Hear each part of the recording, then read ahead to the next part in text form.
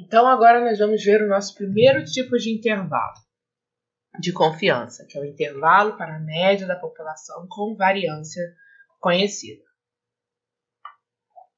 Então, seja uma população que é normalmente distribuída, tá? Então, a primeira hipótese que eu vou ter para poder construir um intervalo de confiança é que a população seja normalmente distribuída, tá? Eu só consigo trabalhar com populações que seguem a distribuição normal. Então, se a população segue a distribuição normal, consequentemente, a população, quando eu fizer a média das médias, a distribuição amostral das médias, eu vou ter que, se eu tinha a variância na população era sigma ao quadrado, conforme a gente viu no capítulo 5, a diferença é que na média das médias, a variância é sigma ao quadrado sobre n, tá certo? Então, a minha primeira hipótese é que a minha população tem que seguir a distribuição normal para poder fazer o intervalo de confiança. Então, se a minha população segue a distribuição normal e eu quero padronizar essa população, eu vou fazer o nosso processo de padronização que a gente viu no capítulo 4, normal, tá? Eu vou encontrar a variável z, que é a variável normal padrão, e essa variável, ela vai ser como? Como que ela vai ser padronizada? Z vai ser igual a x menos mi, que é a média, sobre sigma, tá? Então, eu faço o processo de padronização usual. A minha população ela tem que ser normalmente distribuída, então eu posso fazer a padronização. Agora, se eu estiver trabalhando com a média, estiver trabalhando na amostra, que tem também uma distribuição normal, mas com esses parâmetros, média mi e variância sigma ao quadrado sobre n, quando eu for padronizar essa população, eu vou encontrar um z, que esse z é relativo à população x. Agora eu vou encontrar um z relativo à amostra x barra, tá? E quando eu faço essa padronização, o processo é o mesmo, a variável menos a média populacional sobre sigma. Quando eu for fazer a padronização para esse z da média, eu vou ter a variável, que no nosso caso é a média amostral, x barra, menos a média populacional, que é mi, sobre a raiz da variância. Minha variância agora é sigma ao quadrado sobre n, sobre sigma sobre raiz de n. Tá? Então, é importante a gente perceber essa diferença na padronização quando eu estou na população e quando eu estou na amostra. Por quê? Porque no intervalo de confiança a gente só trabalha com a amostra. A gente tem uma ideia de que a população é normal, mas a gente não conhece os parâmetros dessa população. A gente quer descobrir. Então, a gente vai ter que usar os dados amostrais e, consequentemente, a distribuição e a padronização amostral para poder inferir o que acontece na população, tá? Então, a gente vai usar essa padronização aqui porque a gente está trabalhando na amostra, tá? Então, esse é o primeiro ponto que a gente tem que observar porque a gente vai precisar. O segundo ponto é o seguinte, se eu padronizei, eu estou na minha variável aleatória z agora, normal padrão, e existe um ponto lá que é chamado de z de alfa sobre 2, tá? Quem é esse ponto z de alfa sobre 2? Ele é um ponto na distribuição normal, tal que a probabilidade da minha variável aleatória normal ser menor do que esse ponto é 1 menos alfa sobre 2. O que isso quer dizer? Quer dizer que ele é um ponto na curva normal, é esse ponto aqui. E o que esse ponto determina, né? Ele determina o seguinte, a área abaixo, por que ele chama z de alfa sobre 2? Porque a área acima dele tem tamanho alfa sobre 2, tá? Ele vai ser um ponto na curva normal Z, tal que a área acima dele tem tamanho alfa sobre 2, e por isso que ele se chama alfa sobre 2, e, consequentemente, a área abaixo dele vai ter tamanho 1, que é a curva toda, menos alfa sobre 2. Então, ele é um ponto que determina a área acima tem tamanho alfa sobre 2 e a área abaixo tem tamanho 1 menos alfa sobre 2. É o tamanho da área abaixo dele, tá? Repara que ele tem um simétrico, porque a curva é simétrica, que é o menos z de alfa sobre 2. Muitas vezes a gente vai usar ele como um auxiliar, mas o ponto principal e importante é esse aqui. A gente, durante o processo, vai ter que descobrir quem é z de alfa sobre 2. Tá bom? Então, esse z de alfa sobre 2, repara que ele não é um ponto fixo, né? Dependendo de qual alfa você quer para o seu problema, né? Lembrando que o alfa é a significância, complementar da confiança, né? Então, dependendo de qual alfa você quer para o seu problema, eu quero um alfa de 5%. 5% de significância, então eu vou procurar aqui quem é o meu alfa sobre 2. Alfa era 5%, alfa sobre 2, 0,025. Então, esse z, ele vai depender de qual é a precisão que você vai querer para o seu problema, tá? Dependendo da precisão, dependendo da confiança, consequentemente da significância, eu vou encontrar um z diferente. Então, quem são os valores críticos mais comuns, né? Aqui eu tenho uma tabelinha, quando eu tenho a confiança 1 menos alfa, repara que a confiança fica imprensada aqui no meio, tá? Então, eu quero 95% de confiança. Então, o 95% da área vai ficar no meio. E como eu quero um intervalo de confiança, né? A ideia do intervalo tem um ponto no meio e abre um raio igual para baixo, igual para cima. Então, ele vai partir exatamente desse princípio. Põe a confiança no meio e aí divide esse erro igual para baixo, igual para cima. Então, por exemplo, se eu quero 80% de confiança, vou botar 80% da área no meio. E vou dividir essa significância, né, esse erro aí, por 2. Metade para baixo, metade para cima. Então, 10% do erro vai ficar para cima, 10% do erro vai ficar para baixo, tá? Vamos trabalhar a partir dos 90%. Se eu quero 90% de confiança, vou colocar 90% da área no meio, e aí os 10% de significância eu vou dividir por 2. 5% para cima, 5% para baixo. 5% do erro para cima, 5% do erro para baixo. Se eu quero uma confiança de 99%, então vou botar 99% da área no meio, que é a confiança, e esse 1% de erro vou dividir metade para cima, metade para baixo. Então, 0,5% do erro para cima e 0,5% do erro para baixo. Por isso que a gente usa alfa sobre 2, para dar a ideia de que eu estou dividindo igualmente o meu erro. Metade para cima, metade para baixo, tá? Então, quando eu quero essas confianças, os meus Z's são meio que padronizados, né? Para ter 99% da área no meio, eu preciso marcar o ponto Z, que vai ser igual a 2,54. Então, esse ponto aqui tem que ser o 2,54 aqui em cima e tem que ser o menos 2,58, desculpa, embaixo. Quando eu marco 2,58 tanto no lado positivo quanto no lado negativo, 99% da área da minha curva normal vai estar no meio, tá? Se eu marco o meu Z, o ponto 1,645, então vou marcar aqui no Z, 1,645, aqui, 1,645, 90% da área vai estar no meio, tá? Então, esses pontos vão determinar os Z's, tais que me dão esse tamanho de área centralizado no meio. E aí o que falta para completar a área, que é o erro, eu coloco metade para cima, metade para baixo.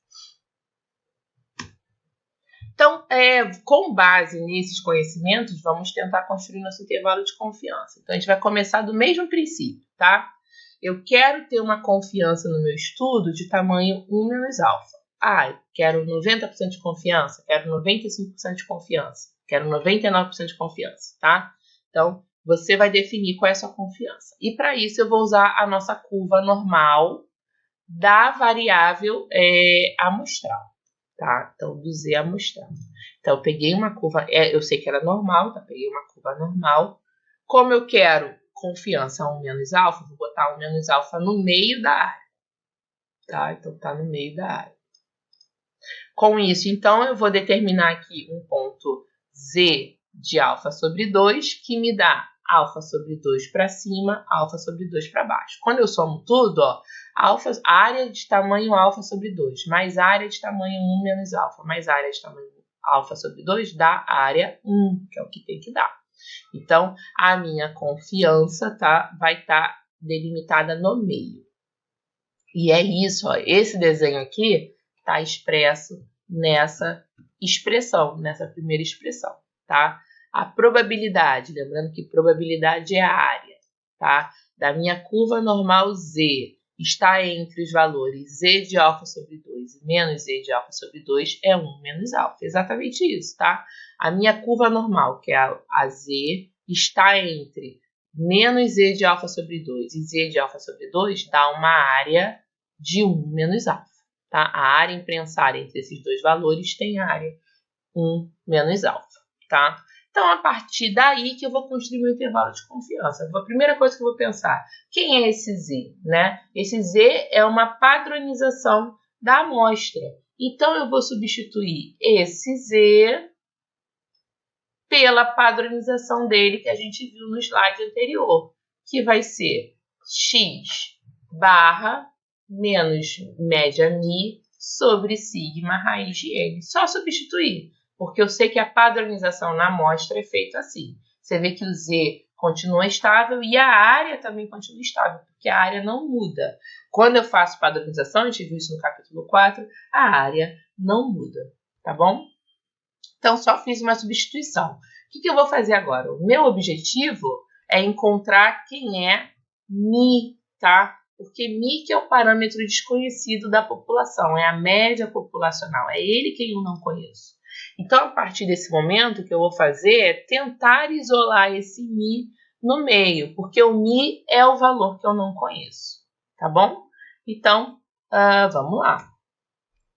Então, se eu quero isolar mi, a primeira coisa que eu vou fazer é tirar o denominador. Então, passo o denominador, é uma desigualdade, né?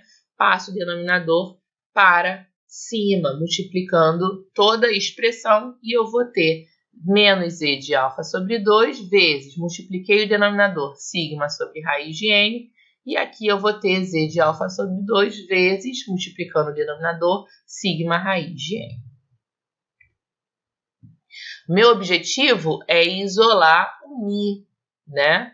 É isolar o mi. Só que esse mi ainda está acompanhado. Então, o que eu vou fazer? Vou tirar o x barra. Como é uma desigualdade, quando eu troco de lado, eu tenho que trocar o sinal do x barra. Então, o x barra negativo veio aqui para o termo da frente, o x barra negativo veio para cá, e o mi está agora sozinho. Só que ele não está pronto ainda, porque ele está negativo. Então, eu preciso multiplicar toda a expressão para que o mi fique arrumadinho e positivo, tá bom? Então, multiplicando toda a expressão por menos 1, a gente vai ter, ó, quando eu multiplico, lembrar que quando eu multiplico, eu inverto o sinal das igualdades, né? Então, o certo seria ficar mais x barra mais z de alfa sobre 2 vezes sigma raiz de n maior ou igual a mi maior ou igual a x barra menos z de alfa sobre 2 vezes sigma raiz de n. Então, eu vou pegar essa expressão, vou jogar aqui atrás para que o sinal fique direitinho, e vou pegar essa expressão que multipliquei por menos 1, vai ficar na frente para que o sinal fique direitinho, e esse vai ser o nosso intervalo para média mi. tá? Ele vai ser o intervalo de confiança 1 menos alfa para a média mi, que é a média populacional, se x barra é a média de uma amostra aleatória de tamanho n, proveniente de uma população com variância conhecida sigma, tá? Repare que um passo importantíssimo aqui é o seguinte: eu não conheço mi, mas eu conheço sigma, tá? De estudos anteriores, eu já sei qual é o sigma da minha população. Eu não conheço a média real da minha população, mas eu conheço o sigma, tá? Então, quando eu não conheço a média, mas conheço sigma, o meu intervalo de confiança tem essa cara aqui. Probabilidade de x barra menos z de alfa sobre 2 vezes sigma raiz de n é menor ou igual a esse valor que eu não conheço, que é o mi, que é quem eu quero descobrir, que é menor ou igual a x barra mais z de alfa sobre 2 vezes sigma sobre raiz de n, tá? Repara que, olha só, esse intervalo ele está centrado no x barra, o x barra é o ponto do meio, tá? E a partir do x barra eu estou abrindo um raio para baixo de tamanho z de alfa sobre 2 vezes sigma raiz de n para baixo e o mesmo raio para cima de tamanho z de alfa sobre 2 vezes sigma raiz de n, tá? Esse braço desse intervalo, né, esse raio aí que é igual tanto para cima quanto para baixo, ele é chamado de margem de erro do intervalo, tá? Então, a margem de erro para cima e para baixo, elas têm que ser iguais e a margem de erro é calculada por z de alfa sobre 2 vezes sigma raiz de n. Essa é a margem de erro do intervalo. Então, vamos ver um exemplo, tá? A taxa de queima de um combustível num determinado veículo é normalmente distribuída com um desvio padrão de 2 centímetros por segundo. Num experimento com 25 amostras, foi obtida uma taxa média amostral de 51,3 centímetros por segundo. Determine o intervalo de 99% de confiança para a taxa populacional de queima, tá? Então, nesse problema, o que acontece? Eu conheço o desvio padrão, que é o nosso sigma. Eu tenho 25 amostras e eu obtive uma taxa média amostral de 51,3 centímetros. Eu quero um intervalo com 99% de confiança, ou seja, a minha confiança é 99%, consequentemente a minha significância, que é o meu alfa, vai ser de 1% para a taxa média populacional, tá? Então, eu já tenho um desvio, eu tenho uma taxa média amostral e eu tenho 25 amostras. Quero uma confiança de 99%, então, consequentemente, uma significância de 1% para uma média populacional, tá bom? Então, vamos lá. O que eu tinha? Eu tinha o meu sigma, tinha os meus dados. Eu tinha o meu desvio, que era 2 centímetros por segundo. Eu tinha o meu tamanho da amostra, que eram 25 amostras. Eu tinha o meu x barra, que era 51,3 centímetro ao quadrado. Eu tinha a minha significância, que era 1%, né? Se a minha confiança era 99%, minha significância é 1%, e eu quero um intervalo para a média populacional, tá? Então, o primeiro passo que eu vou descobrir é quem é o meu z, tá? Se meu intervalo eu vou ter que usar esse intervalo aqui, a primeira coisa que eu tenho que ver quem eu tenho. Eu tenho sigma, eu tenho n, eu tenho x barra. Eu não tenho o meu z de alfa sobre 2. Então, a primeira coisa que eu tenho que descobrir é quem é o meu z de alfa sobre 2, né? Esse meu alfa sobre 2, né, é esse aqui. Meu alfa é 0,01. Então, eu tenho que encontrar um ponto z que me dê área abaixo. Abaixo desse ponto tem a área 1 menos alfa sobre 2. Então, 1 menos 0,01, que era 1% dividido por 2. Então, isso vai dar 0,995. Como é que eu vou encontrar esse valor na tabela? esse valor na tabela, eu vou procurar no corpo. A gente já fez problemas assim no capítulo 4, né? A gente tem uma probabilidade que é descobrir quem é o Z da tabela. Então, eu vou na tabela normal padrão, vou procurar no corpo da tabela o ponto mais próximo de 0,995 e vou ver quem é o Z que me dá 0,995. Procurando na tabela normal, a gente vê que quando a gente cruza a linha 2,5 com a coluna 0,08, me dá o valor mais próximo de 0,995. Então, o meu Z vai ser igual a 2,58. Tá certo? Então, eu vou usar a tabela normal, tal qual a gente usava em distribuição normal, né, no capítulo 4. Eu vou procurar no corpo da tabela quem é o Z que me dá essa probabilidade. Então, com isso, agora já tenho o Z, já posso jogar todos os valores no intervalo, tá? A minha média era 51,3, menos o meu Z que eu encontrei, que é 2,58, vezes o meu sigma, que é o desvio 2, dividido por raiz de N, que é 5. Então, repara que a margem de erro deu 1,032, tanto para baixo quanto para cima, tá? Essa margem de erro, ela está na unidade do problema, tá? Então, se eu estou em centímetros por segundo, essa margem de erro está em centímetro por segundo, tá? Então, a margem de erro foi 1,32 para baixo, 1,32 para cima, tá? O intervalo está centrado em 51,3 e aí o intervalo real deu 50,268. A minha média populacional está entre 50,268 e 52,332 centímetros por segundo, com 99% de confiança, tá? Então, o que esse intervalo quer dizer? Quer dizer o seguinte, que a minha taxa real de queima de combustível, tá? Ela pode ser qualquer valor entre 50,268 e 52,332, tá? Com 99% de confiança. Ah, poxa, mas eu encontrei 51,3, ele é o mais provável? Não.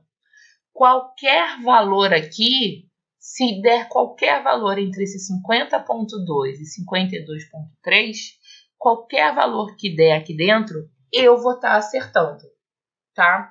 Então, repara como isso é muito melhor do que dizer que a minha taxa de queima vai ser exatamente 51,3. Eu só vou acertar se der 51,3, se eu usar uma estimativa pontual.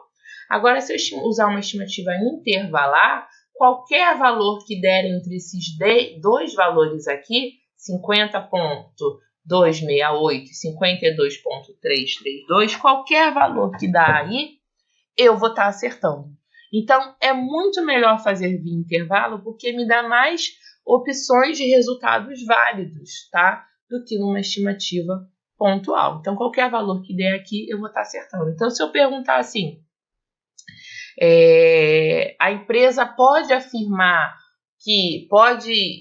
afirmar em seus estudos que a taxa de queima é 52 centímetros por segundo? Pode, porque o 52 está aqui dentro. A empresa pode afirmar, se um carro, para ser econômico, precisa ter taxa de queima inferior a 53 centímetros por segundo, esse carro é considerado econômico? Sim, porque esse intervalo está todo abaixo de 53 centímetros por segundo. Agora, se a pergunta fosse, se um carro, para ser econômico, tem que ter taxa de queima inferior a 51 centímetros por segundo, esse carro é econômico? Não, porque o 51 está aqui no meio, tá?